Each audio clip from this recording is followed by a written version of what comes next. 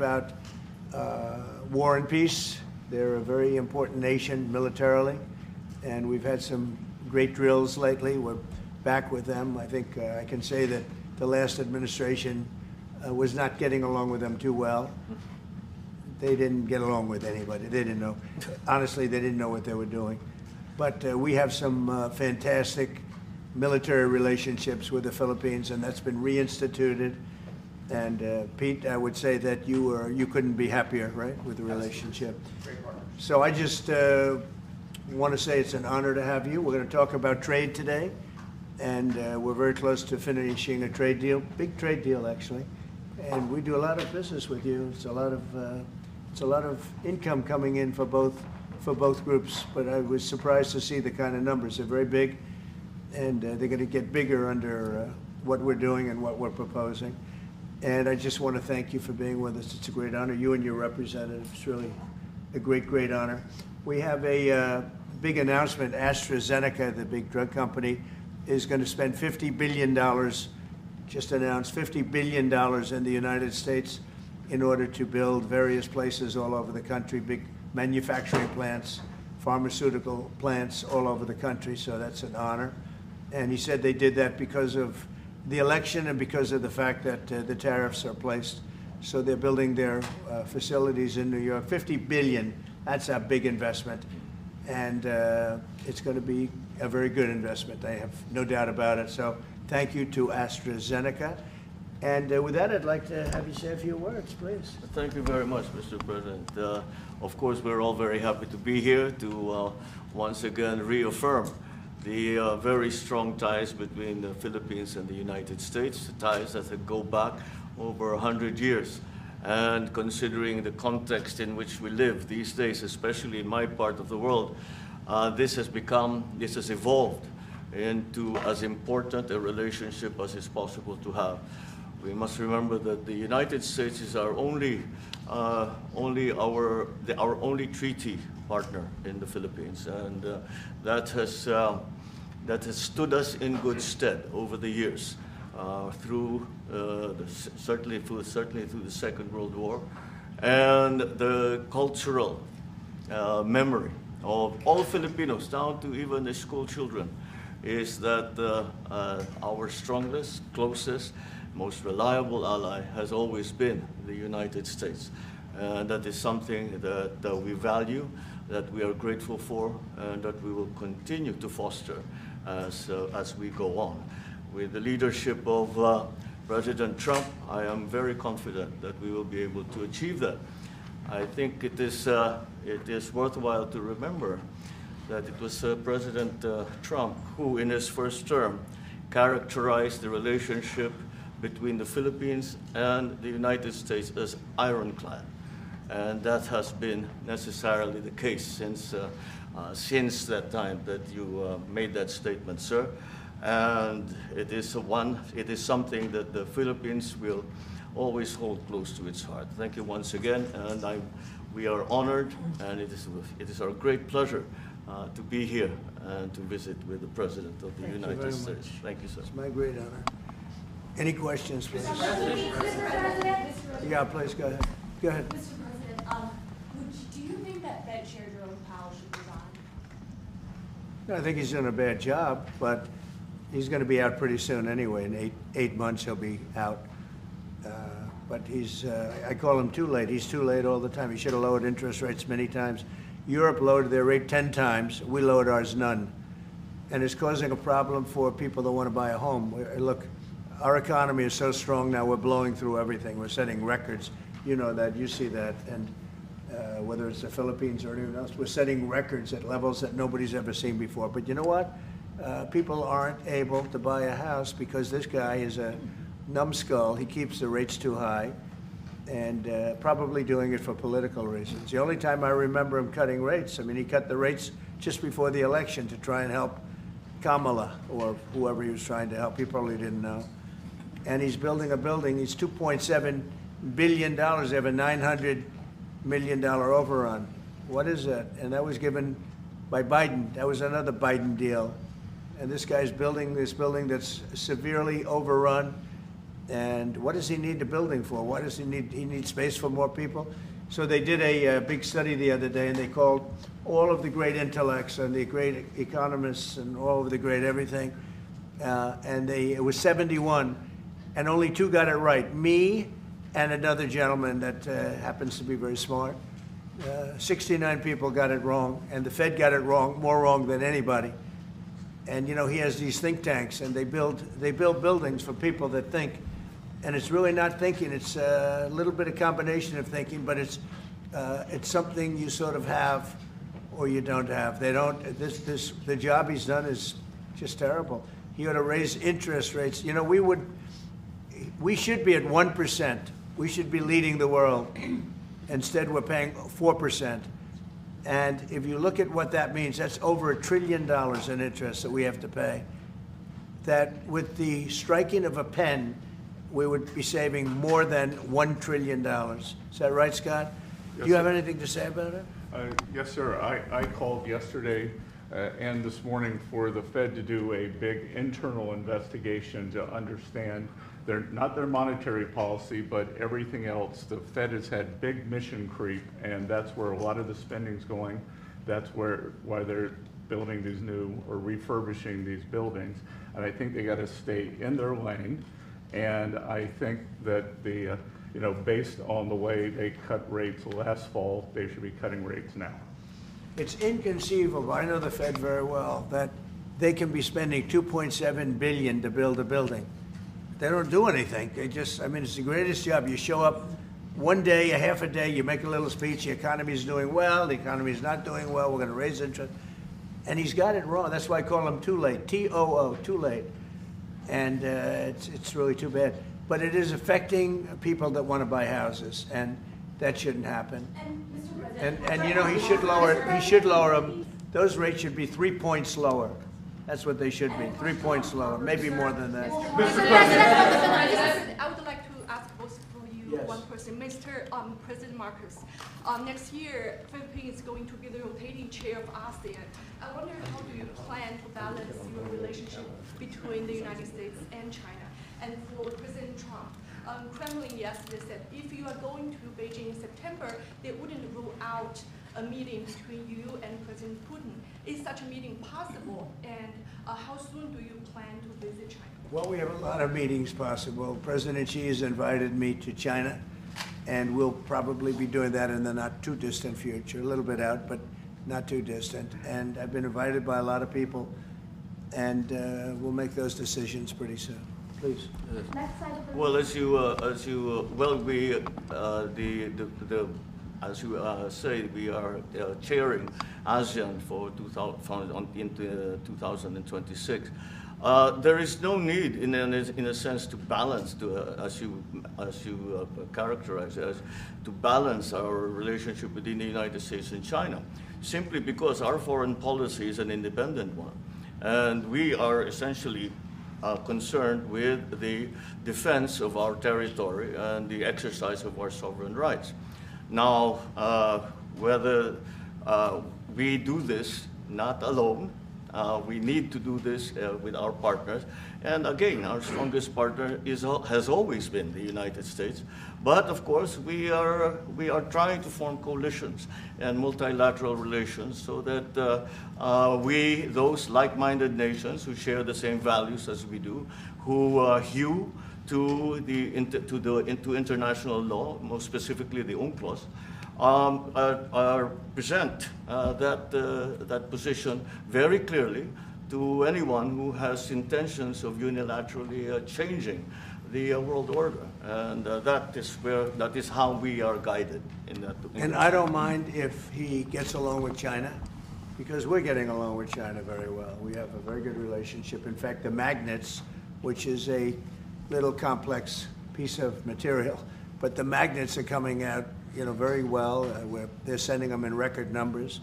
We're getting along with China very well, and I don't mind if the president dealt with China. If that's meant, because I think he has to do what's right for his country. I've always said, make the Philippines great again. Do whatever you need to do, but you're dealing with China wouldn't bother me at all.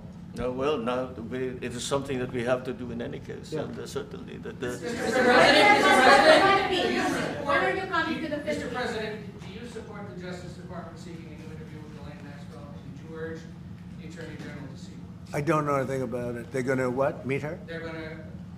Your Deputy Attorney General has reached out to Ghislaine Maxwell's attorney asking for a new interview. Yeah, I don't know about it, but I think it's something that sounds appropriate to do, yeah. Do you have any concern that your Deputy Attorney General, as your former attorney, would be conducting the interview, given? No, I have no concern. He's a very talented person. He's very smart.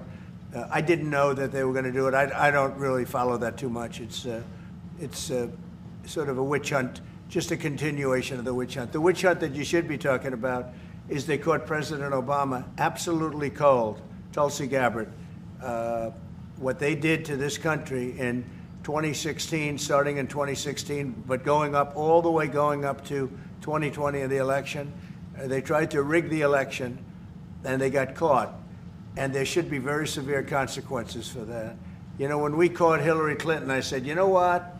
Let's not go too far here. It's the ex-wife of a president, and I thought it was sort of terrible. And I let her off the hook, and I'm very happy I did. But it's time to start, after what they did to me, and whether it's right or wrong, it's time to go after people. Obama's been caught directly. So people say, oh, you know, a group. It's not a group. It's Obama. His orders are on the paper. The papers are signed. The papers came right out of their office. They sent everything to be highly classified. Well, the highly classified's been released. And what they did in 2016 and in 2020 is very criminal. It's criminal at the highest level. So that's really the things you should be talking about. I know nothing about the other, but I think it's appropriate that they do go. May I ask you about that, Mr. President? Yeah. Tulsi Gabbard has submitted a criminal referral to the Department of Justice. From your perspective, who should the DOJ target as part of their investigation? What specific figures in the Obama administration? Well, based on what I read, and I read pretty much what you read, it would be President Obama. He started it. And Biden was there with him, and Comey was there, and Clapper. The whole group was there. Brennan, they were all there in a room. Right here, this was the room. This is much more beautiful than it was then, but that's okay. I have nice pictures up. They came out of the vaults. They were in there for 100 years. This is much more beautiful. We have the Declaration of Independence now in the room, which wasn't here. I guess people didn't feel too good about putting it here, but I do. But you know what? If you look at those papers, they have them stone cold, and it was President Obama. It wasn't lots of people all over the place. It was them too. But the leader of the gang was President Obama, Barack Hussein Obama. Have you heard of him? And except for the fact that he gets shielded by the press for his entire life, that's the one they look. He's guilty. It's not a question. You know, I like to say, let's give it time. It's there. He's guilty. This was treason. This was every word you can think of. They tried to steal the election. They tried to obfuscate the election. They did things that nobody's ever even imagined, even in other countries. You've seen some pretty rough countries. This man has seen some pretty rough countries, but you've never seen anything like it. And we have all of the documents. And from what Tulsi told me, she's got thousands of additional documents coming. So President Obama, it was his concept, his idea, but he also got it from crooked Hillary Clinton. Crooked is a $3 bill. Hillary Clinton and her group, the Democrats, spent $12 million to Christopher Steele to write up a report that was a total fake report. Took 2 years to figure that out, but it came out that it was a total fake report. It was made up fiction. And they used that. Now, the one thing they weren't able to do was to, and probably the only thing I respect about the press in years is the press refused to write it before the election. They refused to put it in. The Steele report was a disaster. All lies, all fabrication, all admitted, an admitted fraud. He paid $12 million, and the Democrats, for that report to a wise guy named Christopher Steele. He wrote a phony report, and they wanted to get that report in before the election. And I'll tell you what, I talk about all the time, the fake news, how bad it is, but in this case, they wouldn't do it. They saw it, they read it, and they said, we don't believe it. And it was only after, substantially, like a month and a half after the election, that it got printed, and it was a big wisp. It was just like a bang of nothing, because the election had ended. If that report had gotten published by the New York Times or somebody, and I respect the Times for maybe only this, because they're crooked as you can be. They're a terrible paper, a crooked, corrupt paper. But for this one moment, they said, this is bullshit, we can't put this in. And neither could any other paper. Wall Street Journal's a lousy paper, very, very dishonest paper. As you see, I'm suing them for a lot of money because they do things very badly. It's got a nice name, but it's really, in my opinion, it's a terrible paper, and it can be corrupt. But just so you know, they didn't take the Steele report. It was the Dossier. Remember the famous Dossier? I called it the fake news dossier. The news wouldn't publish it. And I'm amazed. They had 2.5 months. It was finished. 2.5 months. That was supposed to be what was going to happen. And it got published a couple of months after the election. And frankly, nobody cared too much about it. But that was a big thing. No, we caught Hillary Clinton. We caught Barack Hussein Obama. They're the ones. And then you have many, many people under them. Susan Rice. They're all there. The names are all there. And I guess they figured they're going to put this in classified information and nobody will ever see it again, but it doesn't work that way. And it's the most unbelievable thing I think I've ever read. So you ought to take a look at that and stop talking about nonsense, because this is big stuff. Never has a thing like this happened in the history of our country. And by the way, it morphed into the 2020 race. And the 2020 race was rigged, and it was a rigged election. And because it was rigged, we have millions of people in our country. We had inflation. We solved the inflation problem. But millions and millions of people came into our country because of that. And people that shouldn't have been, people from gangs and from jails and from mental institutions, people that we don't want in our country, and people that we're getting out, dangerous people. 11,888 murderers, many of them, 50%, more than 50%, murdered more than one person. I hate to say this with such a distinguished guest, but you know, they asked me a question. I got to answer the question. No, Barack Hussein Obama is the ringleader. Hillary Clinton was right there with him, and so was Sleepy Joe Biden, and so were the rest of them. Comey, Clapper, the whole group. And they tried to rig an election, and they got caught. And then they did rig the election in 2020. And then because I knew I won that election by a lot, I did it a third time, and I won in a landslide. Every swing state, won the popular vote.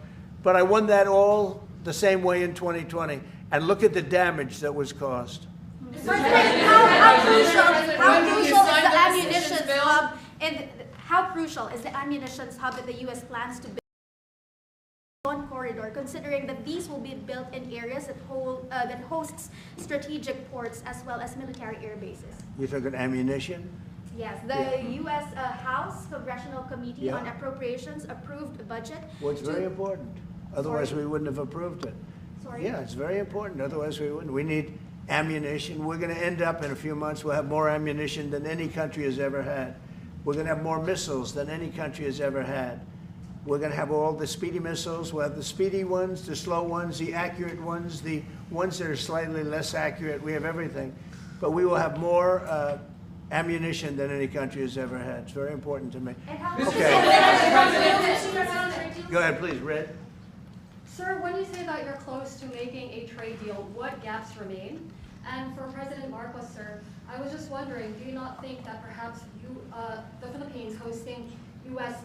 missile systems could be considered escalatory by China, especially because they can strike defeated by China? Thank you. Well, it's an honor to be with this gentleman. You know, I've known him, and I've known his family, actually, but I've known him. And I assume you're from the Philippines? Are you from the Philippines? Yes, sir. That's good. You're very lucky to be from the Philippines, right? It's a great place. But we're going to have a very good relationship. I mean, I know you had some problems with another president, and it was not your fault, it was the president's fault, and the country was maybe tilting toward China, but we untilted it very, very quickly. But you know, you had a country that was tilting toward China for a period of time, and I just don't think that would have been good for you. You can deal with China, you should deal with China, but when I got elected, everything changed and they came right back to us. Say it again? Yeah, Brian, go ahead. Oh, Mr. President, I just wanted to piggyback off the Sorry, I had a housing. question to President Marcos. I'll let you- Yes. I'm sorry, what was the question again? It was about whether having U.S. missiles hosted in the Philippines could be considered escalatory by China. All of the, what we consider part of the modernization of the Philippine military is really as a response to the circumstances that surround the situation around the South China Sea, and now what we used to refer to as Asia Pacific, which we have expanded now to the Indo-Pacific. And if we would certainly, like in any kind of military spending, we would wish that it wasn't necessary, but it is. And so that is what we are doing. And as an adjunct to the question about the ammunition production, this is actually, the United States is assisting the Philippines in what we call our self-reliance defense program, which is to allow us to be self-reliant and to be able to stand our own 2 feet, whatever the circumstances that occur in the future. And that the reason that we have encouraged more interaction with the United States is because it is necessary. And it is not just with the United States. It is with all our neighboring countries, and even countries as far afield as the Scandinavian countries, the EU. And so this is an ongoing process. And again, I will stress the point that we do this because we feel it is necessary. And don't forget, just as tantamount to what you're asking, the Philippines were loaded up with ISIS and a lot of terrorists, and they were at very, very dangerous point. And during my administration, we went in and we wiped them out, working with the Philippines, but we wiped them out. But if we didn't go in, I don't know what would have happened. I don't know who would be your president right now. But we spent a lot of time and a lot of talent on going into the Philippines and wiping out terrorists. They had a tremendous problem during my administration. And we cleaned it up, we got them out, and now you really have a good, solid country again. I believe so, yes. How can you make it more permanent? Mr. President, I want to follow up on the housing question. Yeah. We've got no tax on tips, no tax on overtime, no tax on Social Security. How important is it we have no tax on home sales, capital gains, to unleash the housing market in this country? Well, we're thinking about that, but would also unleash it just by lowering the interest rates. If the Fed would lower the rates, we wouldn't even have to do that. But we are thinking about no tax on capital gains on houses. And I'm very impressed that you asked that question because nobody knew that. Well, How did you find that out? That's very. I wonder why there's somebody I'm very close to. There's a leaker. There's a leaker. I've also got a question. I find it a very interesting world that we know more about two people at a Coldplay concert just hours after that viral video than we know of Thomas Crooks 1 year after attempting to assassinate you.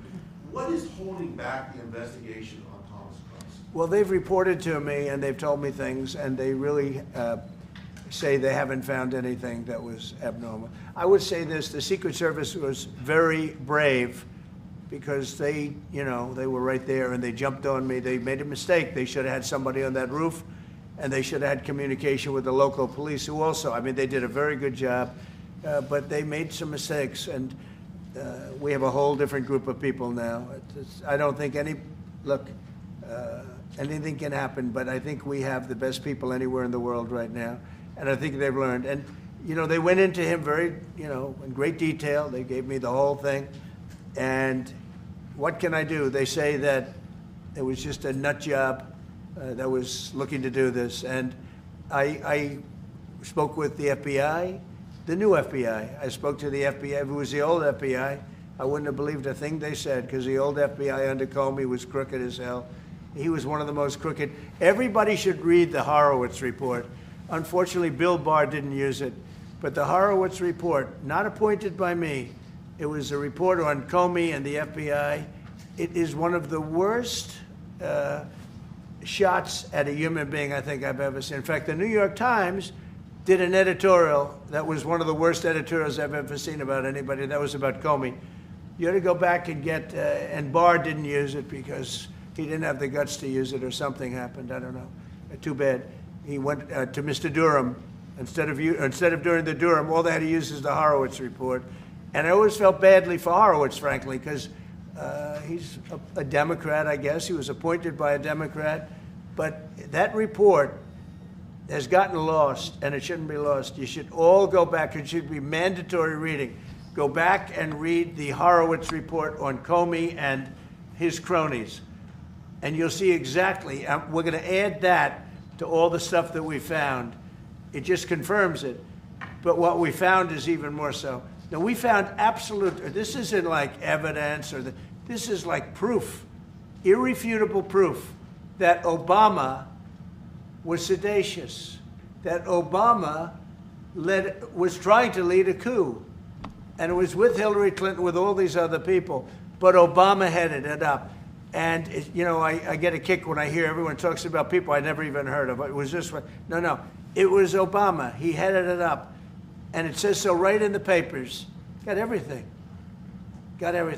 This is the biggest scandal in the history of our country. And it really goes on to even the auto pen, because it all relates to the same thing. It all started the same sick minds. You have an auto pen, which is a tremendous, well, we don't have a president. We have an auto pen that signs everything. I'll bet you sign everything. You don't have auto pens. Everybody. Who doesn't sign? You're the president of a country. But it's all that whole thing leading right up to the end of it is the auto pen. And the auto pen was used by people, and Biden knew nothing about it. They were signing documents that he knew nothing about. As an example, they released the Unselect Committee of Liability. The Unselect Committee spent 2 years grilling everybody, and then they destroyed all the evidence. You know why? Because the evidence made them guilty, and he gave them all a pardon. The Cheney, all the scum that was on the Unselect Committee, Cryan, Adam Kinzinger, and Democrats, and he gave them a pardon. Do you have something else, guys? I was just going to add one more thing on Adam Schiff. Director Pulte reports that Adam Schiff claims he lived in a one-bedroom apartment. Now, how does a family of four, you're a developer, a very successful developer, how does a family of four live in a one-bedroom apartment? No, it looks like Adam Schiff really did a bad thing. They have him.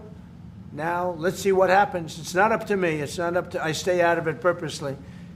But it's mortgage loan fraud. It's a big deal. He defrauded banks and insurance companies and the federal government. But it's very simple. It's mortgage loan fraud. And you're right. That's a lot of people to live in a one-bedroom apartment, right? But he put it down. But he has a lot of other things far worse than that. So, no, Adam Schiff, they have him 100% on mortgage fraud. Now, if there's anybody else in this room except you would have no problem.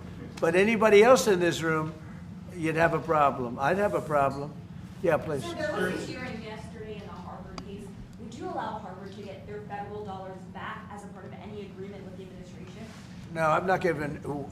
Harvard's been given $7 billion. Can you believe it? By the $7 billion, and we want money to go to all universities, not Harvard. Harvard got more than anybody else. They have $52 billion. They get huge tax incentives and tax breaks on that $52 billion. But they have $52 billion, and they got $7 billion over a short period of time. And we have a very hostile judge appointed by Barack Hussein Obama, a very, very hostile judge who knows exactly right from wrong, but we expect to win it on appeal. She hasn't given a decision yet, but she's very hostile, and she was put by Barack Hussein Obama, and generally speaking, anybody that does that, we're gonna have problems with. So we don't expect to have. We won the case yesterday. Anybody that was there, that was a neutral, would say we easily won the case. But a lot of the case, and a big part of it's going to be how much money Harvard gets in the future. That's not part of the case, and they're not going to get very much. Mr. President. Where are we in terms of negotiating about the reciprocal tariff? How far are we With who? from With the With the Philippines. Philippines? Yes, Oh. sir. How far Are you we from the Philippines? Yes, sir. Good. I'm from the Philippines. How far are we from achieving? Well, it's tough. He's a very tough negotiator. So far, we're not there because he's negotiating too tough. In fact, I used to like him better than I do now. He's too tough. But we'll probably agree to something. But he's strong, a strong negotiator. He loves your country. Mr. And President. Mr. Mr. President. When are you talk- coming to Yeah, the yeah, Philippines, sir? please. You talked a lot about the severe consequences that those who were involved in the Russia hoax must face. In your view, sir, what are the next steps now that these documents are out there in Tulsi Gabbard? Well, the Justice Department would have to act. And we have a very competent, very good, very loyal to our country person in Pam Bondi, very respected. And it's going to be her decision. And just a follow-up to that, sir. Kristi Noem was in New York City visiting an off-duty CBP officer who was allegedly shot this weekend by an illegal alien who came into the country during the previous administration. Right. What is your message to any local leaders who continue to push sanctuary city policies after this nearly tragic incident?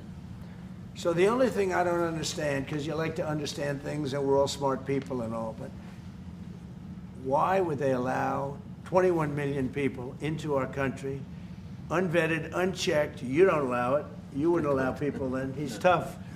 No, their country's run properly. Biden and his group of thugs, and I don't think it was Biden, I think it was the people that surrounded that beautiful Resolute desk right behind you.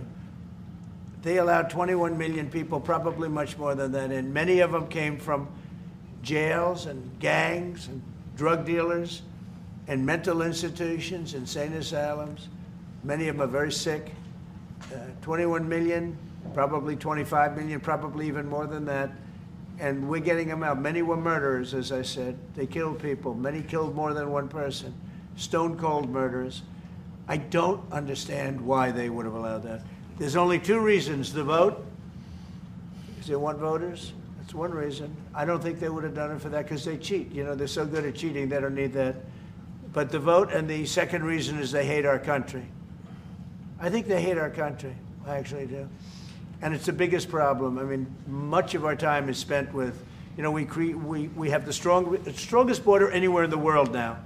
Maybe even stronger than your border, if you can believe it. We have no people came in last month, zero, which is pretty amazing. I'm not even sure I can believe that. But liberals are the ones that do that calculation. So, but we had no people come in. A year ago, we had hundreds of thousands of people come in. Hundreds of thousands of people. And they flowed in. And if it wasn't for the election, it would have been millions of people came in last year. So millions of people prior to election time, they allowed millions and millions of people to come into our, I mean, you saw it. They'd open the gates. If you took an Alabama-LSU football game that holds 128,000 people, I was there, 128,000 people, and I liked them and they liked me. But if you took that and doubled it, that's what used to flow into our country on a daily basis. It's not even believable. And we're getting them out, and we're starting with the worst ones. And we had a man shot yesterday, a police officer who's a great gentleman, shot right here in the throat. Probably won't be able to speak again. But he was brave, and he shot the other guy, and they ended up getting him. And you saw the scene where his friend took him to a hospital and dumped him down on the sidewalk. The whole thing was crazy. But why would anybody do to our country what these Democrats have done? And honestly, we can never forget it. We can never forget it. What they have done, the damage that they've done to America is very, very sad. Thank you very much, everybody. Thank you, Fred. Thank you, Fred, for heading out right